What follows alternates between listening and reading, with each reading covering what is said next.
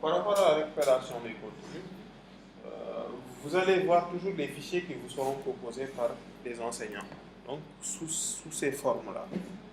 Donc là, nous avons le fichier PDF, qui sera le fichier le plus utilisé. Parce qu'en général, le PDF, c'est un format d'impression. Donc, on n'a pas besoin d'avoir un Office, un logiciel avec une licence pour l'ouvrir. En général, tous les ordinateurs, soit avec l'ordinateur ou bien avec le navigateur, vous pouvez y avoir accès. Donc, il n'y a aucun problème avec ce type de fichier. Et il est plus recommandé pour les enseignants de proposer ce genre de documents. Maintenant, d'autres types de documents peuvent être proposés, par exemple le PowerPoint, ou même des fichiers Excel. Parce que vous pouvez travailler avec un enseignant qui vous donne peut-être des fichiers qui sont des gabarits sur des travaux à faire, bien des modèles à remplir. Donc dans ce cas-là, ça va être des fichiers qui sont éditables, donc comme Word, comme peut-être Excel et autres.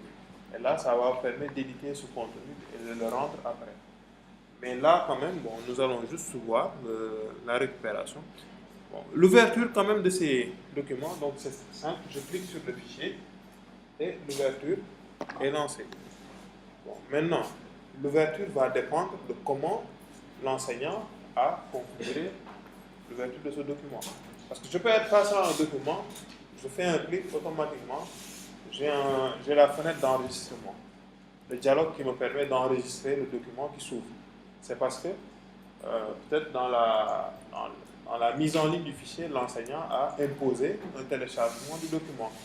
Bon, là aussi, tout dépend des besoins pédagogiques de l'enseignant. C'est lui qui dit est-ce que le fichier doit être ouvert directement, est-ce qu'il doit être téléchargé.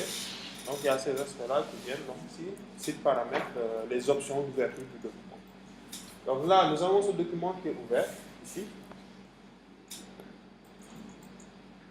Et nous avons la possibilité de le télécharger. Ce qui est intéressant avec les fichiers PDF, par exemple.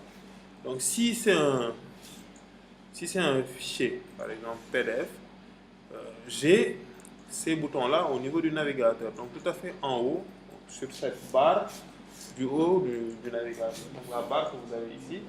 Donc, j'ai le bouton d'impression et j'ai le bouton de téléchargement. Bon, ce que je vais peut-être dire à ce niveau, c'est que ces éléments-là aussi dépendent du type de navigateur qui est ouvert. C'est tout ce qui est format de document propriétaire, que ce soit Word ou bien un autre type de format.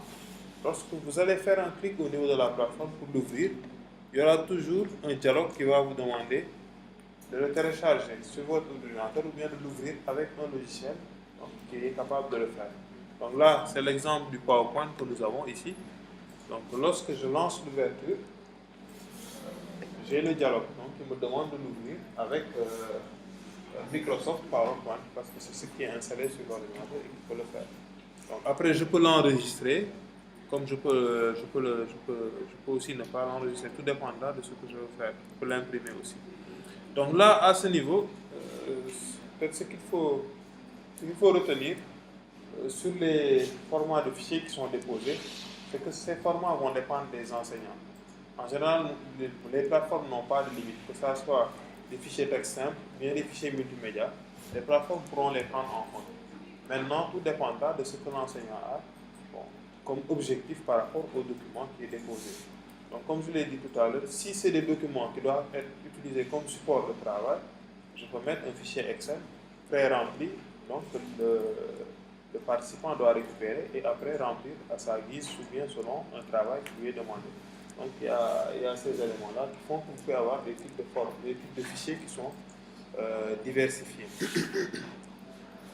Là, l'exemple aussi de la page HTML au niveau de la plateforme, nous l'avons au niveau de ce cours.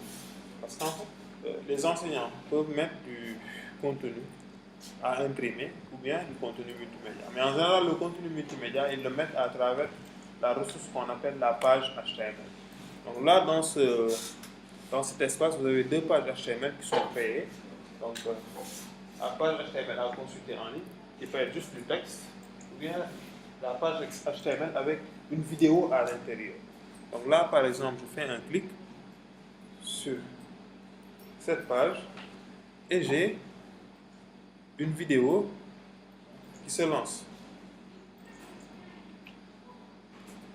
Donc là, ça peut être une présentation d'un enseignant dans le cours veut vous montrer quelque chose et tout, et qui va forcément de format. Donc ça peut être du MP3, ça peut être de la vidéo, ça peut être n'importe quoi.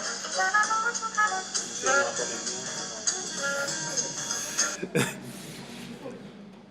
Ok.